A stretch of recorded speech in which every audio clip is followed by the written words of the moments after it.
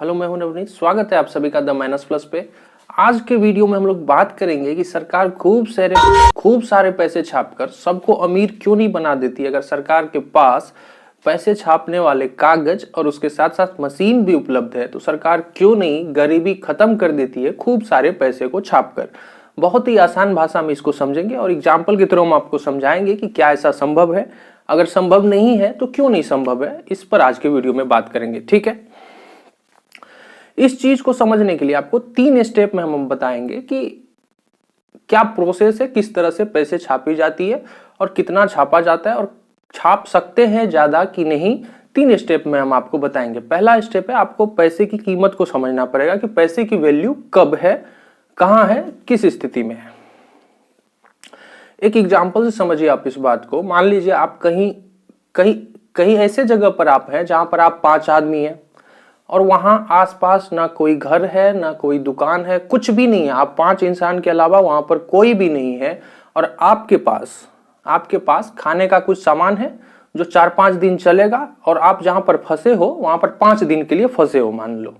तो 5 दिन का राशन आपके पास है, केवल आपके पास है, और आपके साथ में जो 4 इंसान और है उसके लिए नहीं है। उसके पास पैसे हैं बहुत सारे। ठीक है, सभी के पास मान लीजिए 50-50 हजार रुपया है चारों के पास, तो टोटल 2 लाख रुपया उधर हो गया।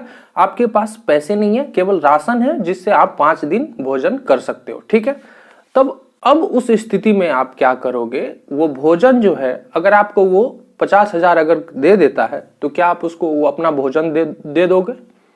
आप उस स्थिति में अपना भोजन उसको नहीं दोगे। पैसे के बदले आपका जो राशन है वो आप नहीं दोगे, जो कि 5 दिन का राशन मिला जुला के चलिए 4,000, 5,000 या 2,000 जितना का भी हो, 2,000, 3,000 से ज्यादा का नहीं होगा 5 दिन का राशन। लेकिन उसके बदले आपको वो 50,000 रुपया दे रहा होगा, लेकिन आप वहां पर उस राशन को नहीं दोगे।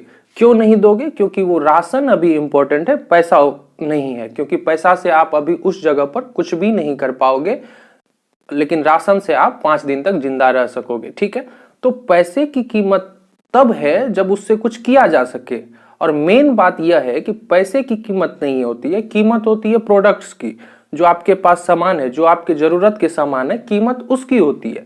पैसा एक माध्यम है जिससे हम वस्तु को खरीदते बेचते हैं, लोगों में बांटते हैं, लोगों तक पहुंचती है। तो पैसा एक मीडियम है, माध्यम मात्र है। ठीक है, तो पैसे की वैल्यू क्या है आपको समझ में आ गई होगी कि सामान से पैसे की वैल्यू है। कोई भी प्रोडक्ट है उसके अनुसार उसकी वैल्यू है, स्थिति को देखते हुए वो कितना है, किस प्रकार से है।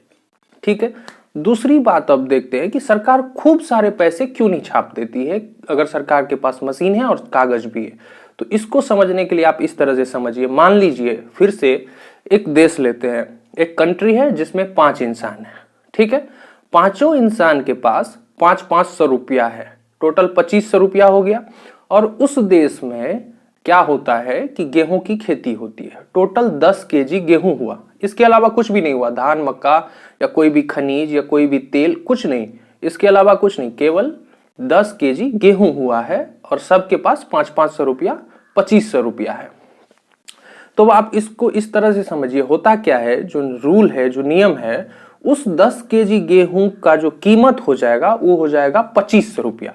क्योंकि उस देश में 2500 रुपया है और टोटल गेहूं कितना है, 10 केजी।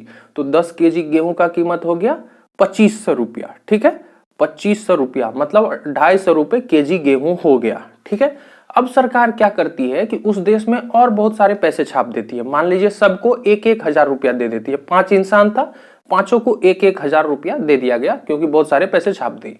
पांचों के पास 1-1 हजार रुपया हो गया, मतलब 5,000 रुपया हो गया। अब 5,000 रुपया हो गया, गेहूं कितना है अपने पास, 10 केजी। अब जो 10 केजी गेहूं है तो इसमें देखिए क्या हो गया, 10 केजी गेहूं का कीमत हो गया 5,000 रुपया। अब क्योंकि देश में गेहूं 10 केजी है और पैसे जो है 5,000 है, तो अब गेहूं कितने रुपए केजी हो गया, 500 रुपए केजी। इससे पहले कितना था, 250 रुपए केजी। तो पैसे छाप देने से सॉल्यूशन नहीं हो जाता है। जो मेन डिपेंड है कि देश में कितने फसल हुए हैं, देश में कितने फसल हुए। मान लीजिए गेहूं कितना हुआ, धान कितना हुआ, मक्का कितना हुआ, मिनरल्स यानी खनिज कितने हुए, तेल कितना हुआ, सेवाएं कितनी हुई, इस चीज पर डिपेंड करता है। तो पैसा ज्यादा छाप देने से आपके पास गेहूं ज्यादा तो नहीं हो जाएगा। अगर सबके पास 500-500 रुपया था, 10 केजी गेहूं था तो 250 रुपये केजी गेहूं हो गया। सबके पास सरकार ज्यादा पैसे छाप दी, सबके पास 1-1 हजार दे दिए, तो अब गेहूं कितने रुपए केजी हो गया? 500 रुपये केजी।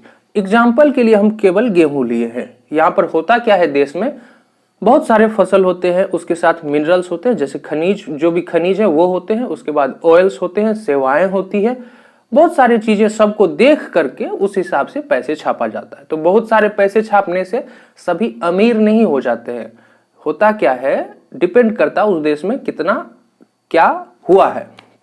अब चलिए देखते हैं। अभी पिछले एग्जाम्पल में आपने देखा कि अगर पहले सबके पास 500 रुपया था तो 250 रुपये किलो गेहूं मिल रहा था, सबको सरकार और 500 दे दी, 1000 रुपया सबके पास हो गया, तो अब गेहूं 500 रुपये केजी हो गया। तो पैसे ज्यादा छापने से सॉल्यूशन तो नहीं हो गया इसका।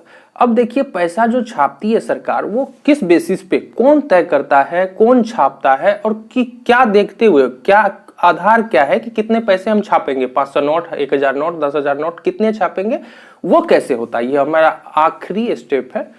ये देखिए कैसे तय होता है। इंडिया में आरबीआई पैसे छापती है, कितने के नोट छापेगी, क्या छापेगी, ये आरबीआई के अनुसार होता है। डिपेंड किस चीज पे करता है, तय किस आधार पे होता है? तो देखिए, सेंट्रल बैंक ऑफ इंडिया तय करती है। उसके बाद आपको हो गया देश की जीडीपी।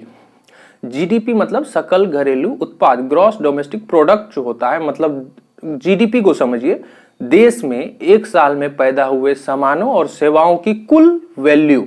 जीडीपी का मतलब देश में एक साल में पैदा हुए कुल सामानों और सेवाओं की कुल वैल्यू। जितने भी चीज हुए हैं, गेहूं, धान, मक्का, जितने भी तेल, जितने भी खनिज, जितनी भी सेवाएं, सबको मिला करके जो जीडीपी है ना, उस पर डिपेंड करती है कि कितना प्रोडक्ट बना है। ठीक है, उसको देखा जाता है। राजकोषीय घाटा, राजकोषीय घाटा को मद्देनजर रखते हुए, राजकोषीय घाटा को देखते हुए उस पर भी डिपेंड होता है। उसके बाद हो गया विकास दर पे डिपेंड करता है। ठीक है, अब राजकोषीय घाटा क्या है उसको समझ लीजिए। होता क्या है, साल में अगर खर्च आमदनी से ज्यादा हो जाए सरकार की तो वो घाटा हो जाता है, अगर खर्च कम है, आमदनी ज्यादा है, तो वो मुनाफा हो जाता है। तो उस चीज को भी देखा जाता है कि घाटा हुआ है या फायदा हुआ है, उसके अनुसार ही पैसे छापे जाते हैं। विकास दर को देखा जाता है। विकास दर किस चीज पे डिपेंड करता है? राजकोषीय घाटा पे, जीडीपी पे विकास दर डिपेंड करता है। इस सब चीज को देखते हुए पैसे छापती है सरकार। और पैसे कौन छापती है इंडिया में? Reserve bank of India. कितने नोट छपेंगे, किस आधार पर छपेंगे, मतलब कौन कौन से नोट छपेंगे, वो रिजर्व बैंक ऑफ इंडिया तय करती है। सरकार मन चाहे पैसे नहीं छाप सकती है, क्योंकि पैसा छापने से सॉल्यूशन नहीं है, क्योंकि देश में कितना प्रोडक्ट आया है, कितने फसल हुए हैं, कितने खनिज हुए हैं, इस बात पर डिपेंड करती है। आशा करता हूं कि आपके मन में जो सवाल था उसका आंसर आपको मिल चुका होगा। अगर आप भी कोई डाउट है तो कमेंट में बताइए और चैनल को सब्सक्राइब करिए। मिलते हैं अगले वीडियो में, तब तक के लिए टेक केयर।